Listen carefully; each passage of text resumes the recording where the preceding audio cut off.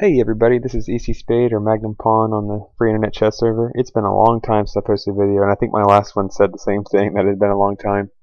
I had a game against a bit of a beginner here in the Caro Kann. I just wanted to use it to highlight some key ideas in the Caro Kann. It was kind of an irritating game on my side for the start, but it was rather easy. Okay, against e4 I play c6 of course, and then d4, d5. This is the Caro Kann, the classic Caro Kann structure. There's a lot of options for white here. My opponent chose the advanced variation. It just seems the simplest to a lot of players. Knight c3 is common here as well. Some players will play c3 here. I've also seen at high levels captures, and then c4 here. There's grandmasters and international masters that play this line. I think it's cool on the white side, but I don't play e4, and so I don't get chances to play lines like this much. I'm a d4 player as white. So anyways, my opponent played the advanced variation, which is pretty standard here. Now, one thing that I don't like is I don't like it in the classic Caro Kann. A lot of times e6 is played rather early before this bishop here on c8 gets out. I don't like that. I want this bishop to be active, even if only to trade off my opponent's knight up here on f3. So one thing I don't like about this move is if I want to get my bishop out now, I'd have to play it here to f5, and then my goal is not to maintain this bishop, but to trade it off for this knight to create weaknesses on these pawns. So once I close up, let's say he plays here, then I have to waste another tempo to move my bishop out. Now my pawn set structure is comfortable, it's nice and tight, but I already lose a tempo here playing c6 to c5, usually in the first 7 or 8 moves. And so losing another tempo with this bishop is what I often see. You can see he's got 2 minor pieces developed, I have none. And it's going to take me a while to get mine developed because the f6 square is blocked off for me. This bishop doesn't have a plan yet, so usually what I'm going to do here is play c5. Now, again, this is not the line that we were in this game. These are the types of positions that you find yourself in if you play that bishop to f5 move and then proceed to capture here. I'm behind on development. This isn't a great game for black. I would say white's maintain the lead that white started with. Development's going to be a little hard and a little slow for me. I don't have that bishop back here, but I've traded that locked-in bishop for some lack of time here. So white's kind of pulling ahead here. I don't like this game much. So my move in the advanced variation after e5 here is to play a6. A6 is going to fit into a lot of my play anyways. So I figured I might as well make the move now and kind of see what I can do here. Hopefully, and often, my opponent plays knight f3 and my bishop can come to the right square in one move. I don't lose that tempo here. And then this is invariably what I run into, and then I can close up right here. This is better for black than the alternative position where I lost a tempo on the bishop. So these are games that you probably, if you watch my channel, you've probably seen me play games like this before. Usually it's stuff like this. After he recaptures, I'll play my knight up here, and I gain a tempo on his bishop. Now it's queen's blocking it right now, but I'm going to attack it again soon. Usually castling what happens here. These are the kind of positions I like playing in the Caro Kann. I've got 2 center pawns to his 1. He's got his farther advanced, but it's hard to defend up here. My knight's going to pile up on it. My queen's going to be sitting here on c7. This knight's going to bounce out here to g6, or even up to f5 to attack a bishop here. So these are games I like to play.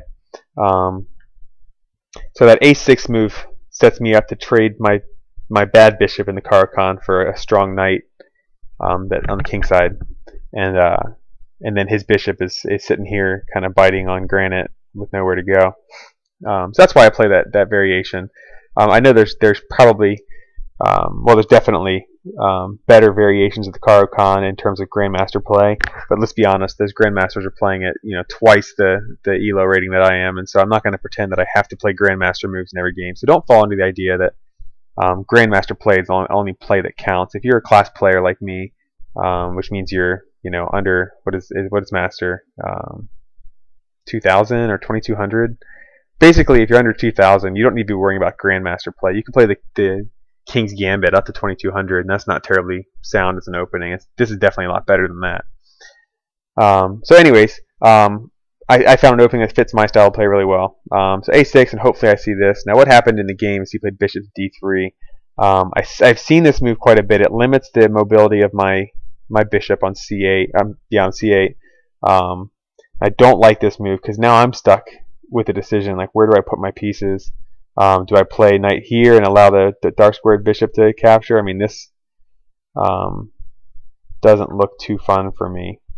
I'm at least out of my book, you know.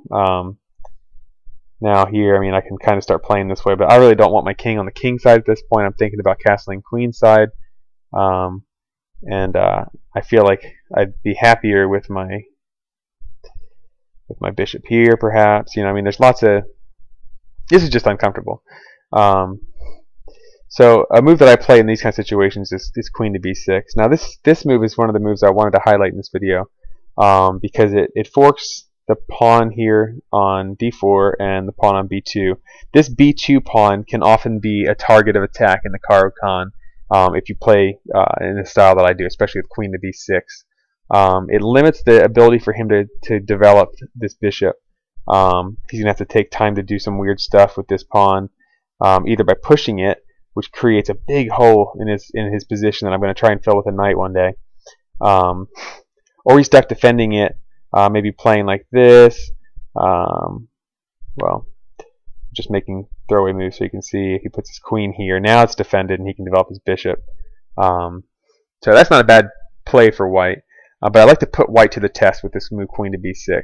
So I'm attacking these two pawns together. Now remember, my strategy in the Caro Kann is always to attack, especially in the advanced variation, is to always attack d4 and e5. And if we're not playing in advance, we're playing exchange, then my target is always going to be d4. Excuse me. So, sorry for the cough. Okay, so my opponent here played c3, which I don't like that as a move.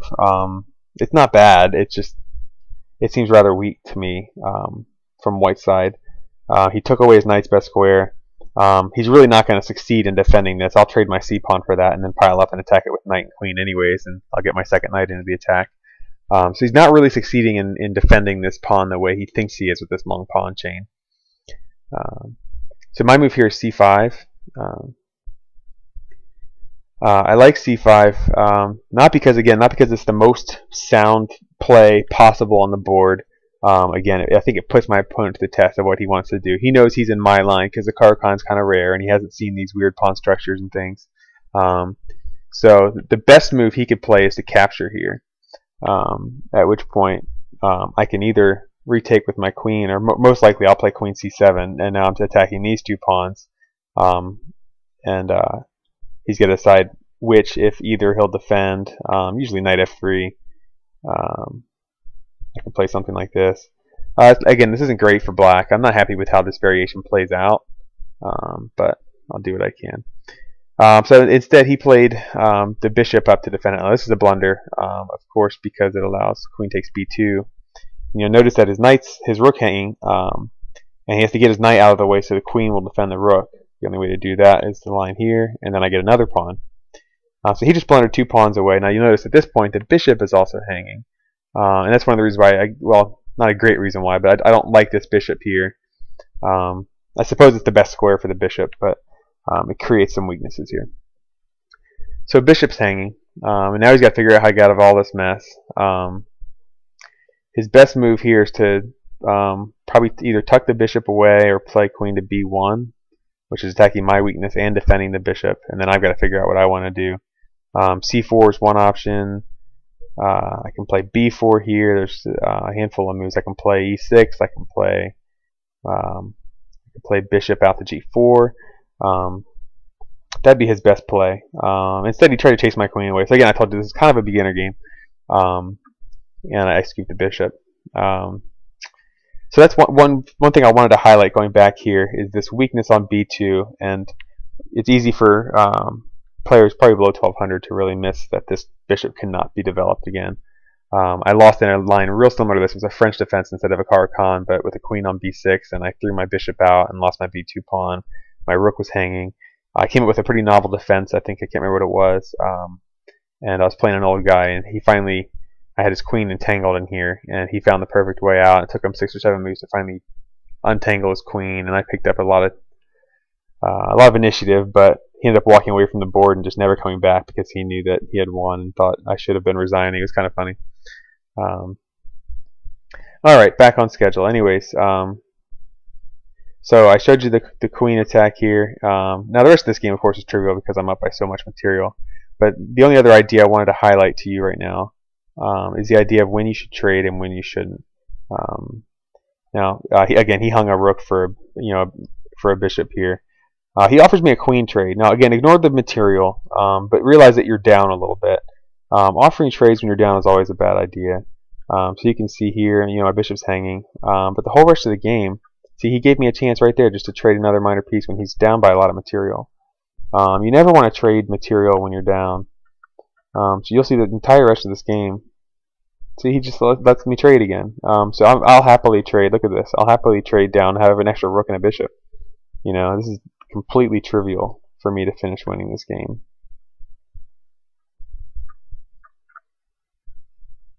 I mean, there's no point running through it.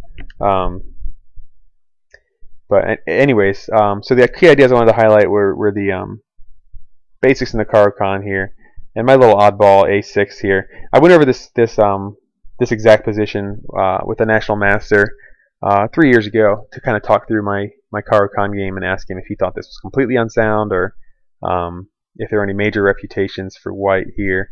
So we played it over the board. I think we played time control, game in 30, and I gave him a run for his money. I definitely got beat, but it wasn't in the opening I got beat. I got beat somewhere in the late middle game. I ended up losing a 3-move tactic that lost a pawn, and he was able to push it from there. But yeah, my little oddity opening here that I have fun with, and then I wanted to highlight the weakness of the b2 square and the idea of trading pieces when you're down. So anyways, I hope you enjoyed the video, and I've got more I want to put up soon. But look for me on the free internet chess server. My name is magnumpawn there.